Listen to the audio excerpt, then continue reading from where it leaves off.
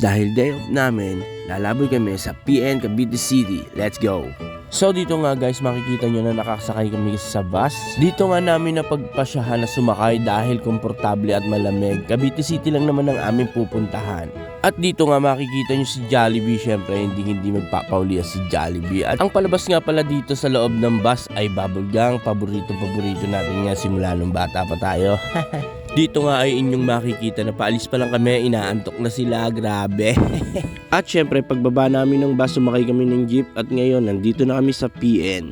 Dito nga guys, makikita nyo ang Tianggian, napakarami yung pwedeng mabili dyan guys.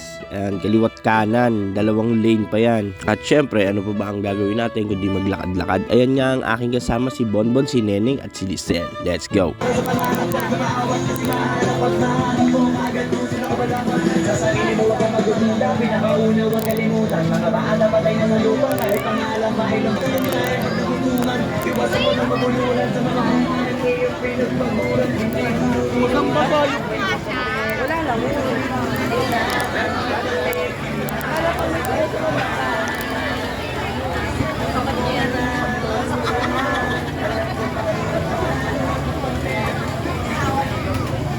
Guys, nakita nyo naman kung gano'ng ka-hype ang vibes dito sa PN Cavite City.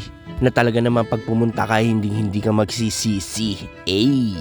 At etong park na to, doon naman to sa may kabila. Doon sa may side, sa may covered court guys. Yan, makikita nyo, puro kainan din yan. Solid, napakarami talagang... Nako, mahirapan ka talagang pumili kung saan kakakain dito guys. Tsaka kitang-kita nyo naman sa video, simula pagdating pa lang natin dito, napakaraming tao guys. Mag-e-enjoy talaga kayo dito pag pumunta kayo. At ayan nga si Bonbon, tinan mo, takot na naman sa camera guys. Dito nga ay makikita mo malungkot sila, tinan mo naman. Kasi nga nagkaroon ng konting problema. Ay hindi, malaki pala. Kasi nga guys, dito bumuhos na ang ulan. Wala na, sobrang lakas na ng ulan. Kaya nga dyan sa part ng video na yan, sabog na ang cuteness namin, bad trip na sila. At nang tumila na, dito na kami nagpunta sa safety lugar na to. Gusto nga sana namin kumain sa labas, kaso mo wala eh. Baka bigla na namang bumuhos ang ulan, mahirap na mababasa ang ating pagkain. At dito nga tamang waiting lang kami, tamang pakinig lang kami dito kay Gigi, kanta ng kanta. At ina na nga kami ng sabaw, mainit na sabaw guys, sabaw ng bulalo. At ayan, makikita niya si Lisel.